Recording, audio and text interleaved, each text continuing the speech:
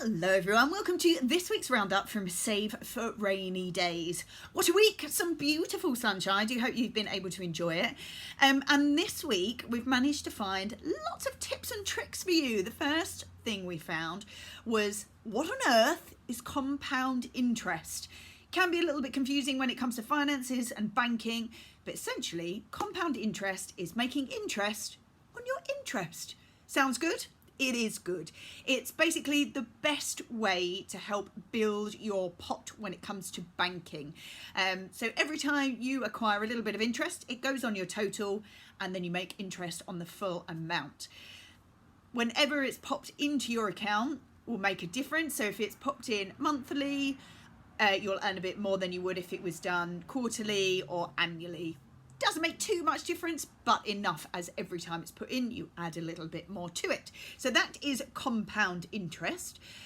We also saw that Chelsea Flower Show this year didn't quite happen as it normally would, but they thought outside the box and it became Virtual Chelsea Flower Show.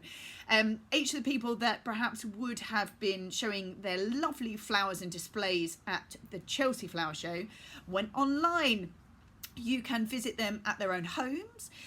Some people went to parks, and they also did tips and tricks of how to do your own. A little bit different this year, but amazing. And if you've never really been able to go, or you don't live close enough, or for whatever reason, make sure you take a look at it. Today is the last day, so make sure you go check that out. It's also on BBC iPlayer, or it's rhs.org.uk if you'd like to check that out. Because things are a little bit different at the moment, and maybe you're not getting a full wage and sort of money income isn't quite the same as it normally would, I wanted to have a look at all the amazing things that money just can't buy. Not only that, but we like to treat ourselves and we like to have a bit of a pamper, but it doesn't have to cost a fortune.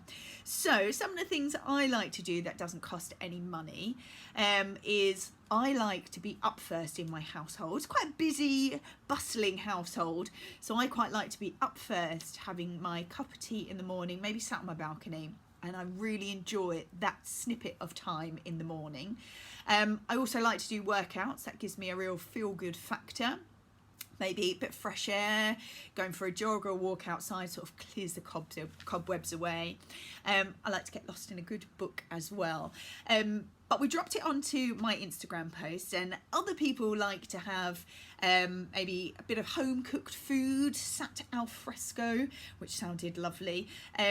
Loving the chats, especially at the moment. I've got so many friends that are sort of far flung, and actually catching up perhaps with more people now than I normally would, which is amazing.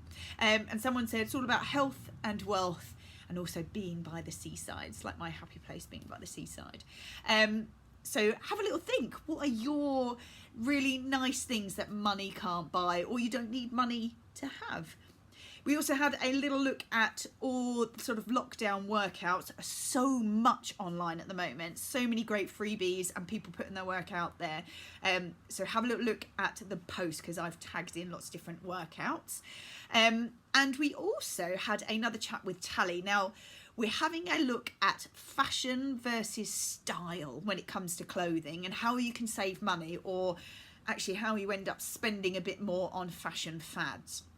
We're going to have a little look at the different ways to save money over the next couple of weeks. But today, this week, we talked about body shape and what suits your body shape. Rather than wasting money on lots of different things that might not suit your particular style, we had a look at comparing yourself maybe to different celebrities just to get a little bit of inspiration. They have the top stylists after all, and how to make the most of your body shape.